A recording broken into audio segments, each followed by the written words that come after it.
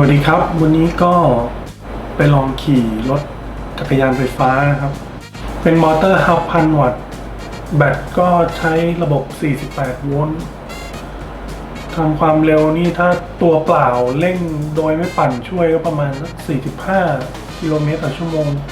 ถ้าปั่นช่วยก็ได้50 กว่าถึง 55 ครับไปลองดูว่าเร็วแค่ไหนเชิญเลยครับ